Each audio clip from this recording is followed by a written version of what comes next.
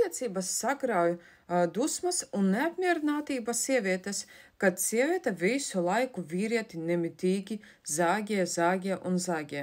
Un attiecību sākumā cilvēki cenšas labi izturēties viens pret otru, pauž tādas patīkamas domas, patīkamas emocijas, labi vārdi nāk, labas rīcības, un pēc kāda laika attiecībās vienam rodas tādas negatīvas emocijas, un visu laiku tiek akcentēts, kas viņam konkrēti nepatīk, un bieži cilvēki nezina, ko darīt ar šīm negatīvām emocijām, viņi tās vispār neatpazīst, un tās uzkrājas līdz tādai kritiskai masai, un sāk iekrāsot to, kā cilvēks redz pasauli.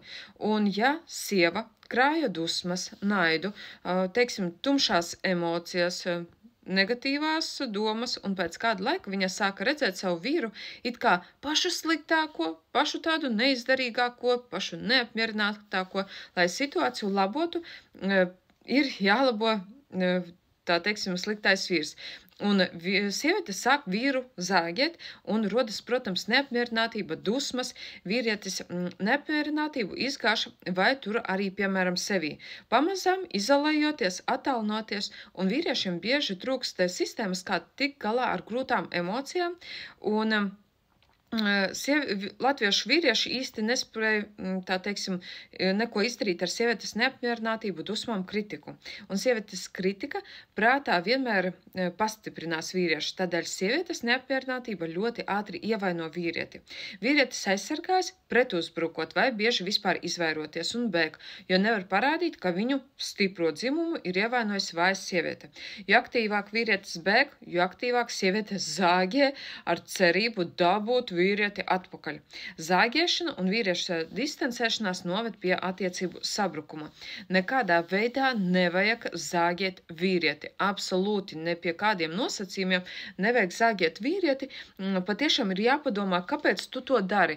Un nevajag skriet mainīt un labot vīrieti, bet tev ir jāpaskatās sevī iekšpusē. Kāpēc tu tā dari? Kāda vēlme ir tava nepieciešamība un vajadzība nav apmierināta? Un tu šīs dusmas izgās pilnīgi uz savu vīru.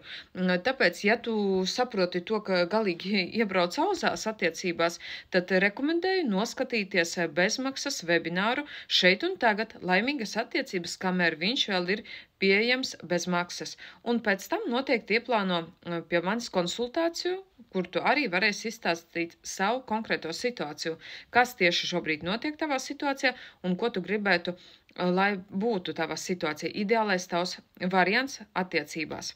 Tiekamies!